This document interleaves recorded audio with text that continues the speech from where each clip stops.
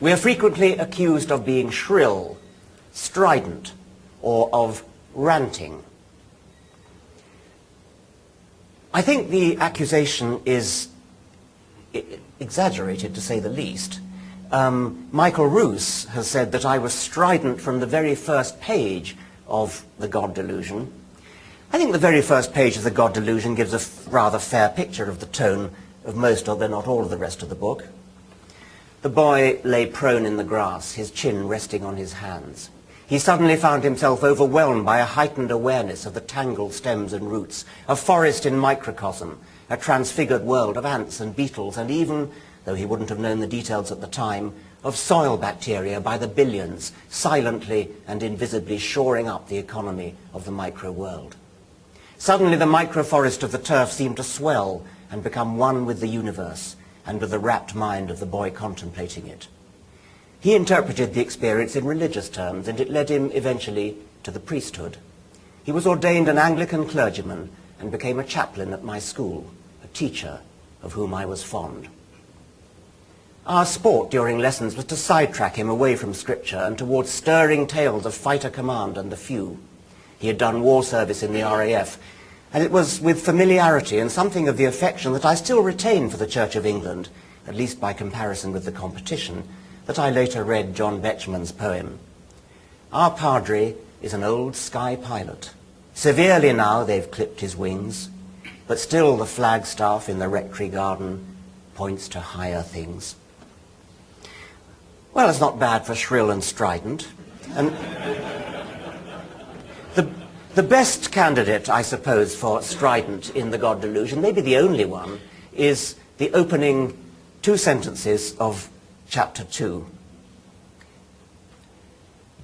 The God of the Old Testament is arguably the most unpleasant character in all fiction. Jealous and proud of it, a petty, unjust, unforgiving control freak, a vindictive, bloodthirsty ethnic cleanser, a misogynistic, homophobic, racist, infanticidal, genocidal, filicidal, pestilential, megalomaniacal, sadomasochistic, capriciously malevolent bully.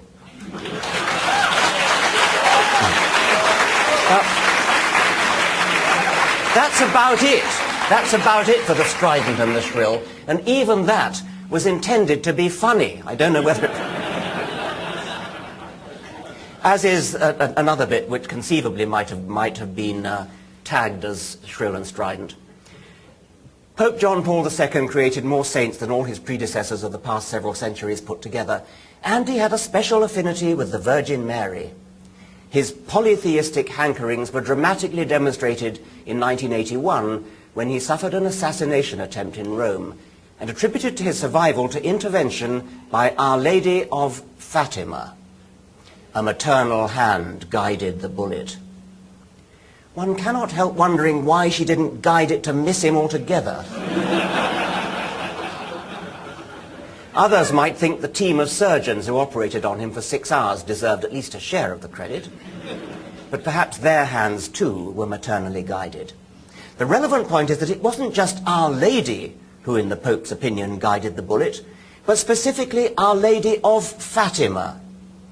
Presumably Our Lady of Lourdes, Our Lady of Guadalupe, Our Lady of Medjugorje, Our Lady of Akita, Our Lady of Zaitun, Our Lady of Garabandal, and Our Lady of Knock were busy on other errands at the time.